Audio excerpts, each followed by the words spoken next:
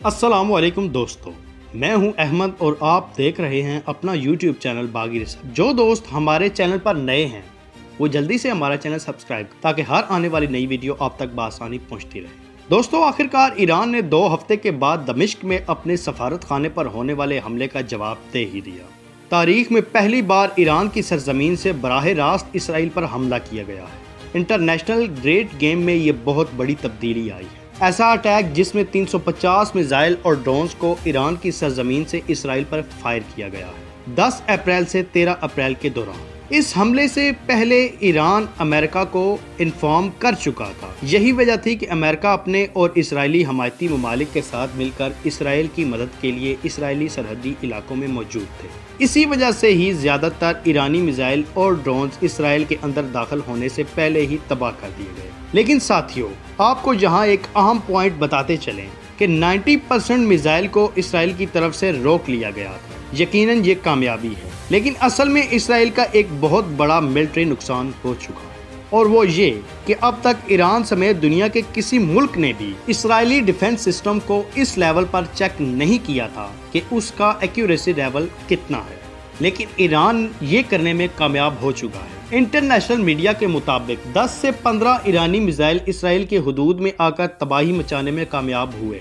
लेकिन सवाल ये है कि वो डिफेंस सिस्टम जिसको इसराइल दुनिया का वाहिद जदीद और अपग्रेड सिस्टम समझता है, तमाम इत्तेहादी ममालिक के होते हुए ये मल्टी लेयर डिफेंस सिस्टम आखिर कैसे नाकाम रहा। कोई भी मुल्क जब दूसरे दुश्मन मुल्क की मिलिट्री पोजीशन मालूम करने के लिए कोई कदम उठाता है तो पहला काम ये होता है कि उस मुल्क पर फेक अटैक्स किए जाते हैं, जिसमें उस मुल्क की डिफेंस सिस्टम की एक्यूरेसी मालूम होती है, जिसमें कुछ रियल और कुछ फेक मिसाइल अटैक होते हैं। और इस प्रैक्टिस में ईरान पूरी तरह कामयाब रहा है, जिसने पूरी दुनिया के सामने इसराइल का भांडा फोड़ दिया है। दोस्तों, एक तरह से अगर आप ये सोच लें कि अगर ईरान ये तादाद बढ़ाता है तो जाहिर सी बात है कि कामयाबी के चांसेस भी ज्यादा होंगे। ईरान के मिलिट्री को इस बात का पता लग चुका है कि इसराइली डिफेंस सिस्टम कहां से कमजोर है और किस तरह अपना हमला मुअस्सर बनाया जा सकता है। यही वजह है कि ईरान का कहना है कि ये हमला दमिश्क के हमले के जवाब में था। अगर दोबारा अटैक किया गया तो इसराइल इससे भी ज्यादा बड़े नुकसान के लिए तैयार हो जाए।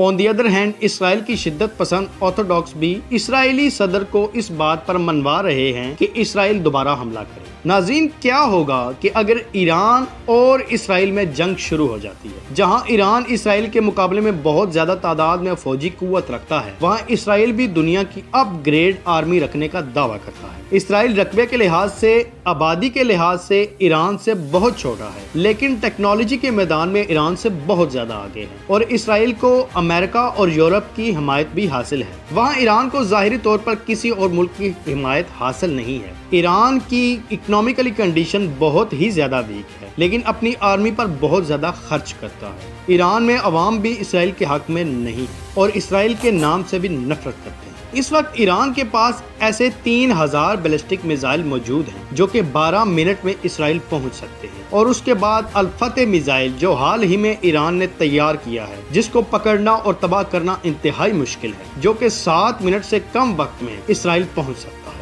वहाँ इसराइल के पास हजारों की तादाद में मिसाइल मौजूद हैं जो कि दुनिया को तबाह कर देने की ताकत रखते हैं। लेकिन इसराइल को अपने हमसाया मुल्क उर्दन की हिमायत हासिल होने के बावजूद लेबनान से भी खतरा है, जिसकी एक तंजीम हिजबुल्लाह अपने पास 200 के करीब मिसाइल रखते हुए है, जिसका निशाना इसराइल ही है। अब बताएं, इस हाल में अगर ये जंग लग जाती है तो इसके असरात इस खित्ते पर कितने बुरे पड़ेंगे। दुनिया में पेट्रोलियम मसनूआत की कीमतें आसमान पर पहुंच जाएंगी। यूरोप जो पहले ही यूक्रेन की जंग की वजह से खमियाजा भुगत रहा है, अब वो ईरान की जंग होने की वजह से और मुतासिर होगा, जिसके बाद तमाम इस्लामी ममालिक को ना चाहते हुए भी ईरान का साथ देना पड़ेगा। अब यहाँ सोशल मीडिया पर यह बहस जुबान ज़दे आम है कि चाइना और रूस ने भी ईरान की हिमायत का ऐलान कर दिया है। हालांकि ऐसा कुछ भी नहीं है, ये सब झूठी अफवाहें हैं और अभी तक ईरान और इसराइल की जंग का कोई नाम निशान नहीं है। ये एक जवाबी हमला है, जैसा कि कुछ साल कबल ईरान ने अमेरिका पर भी किया था, जिसके बाद ईरान और अमेरिका में कोई जंग नहीं लगी। ये सिनेरियो भी वैसा ही है कि ईरान ने बदले के लिए हमला किया और उससे कोई जानी नुकसान भी नहीं हुआ, क्योंकि इसराइल वहां से अपने बंदे निकालने में कामयाब हो चुका था। और हम उम्मीद करते हैं कि आइंदा आने वाले दिनों में ऐसा कुछ ना